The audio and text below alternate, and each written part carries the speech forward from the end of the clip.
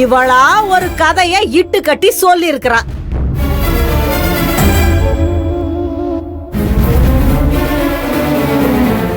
ஏமா அப்படித்தானே? ஏமா போய் சொன்னாதுர?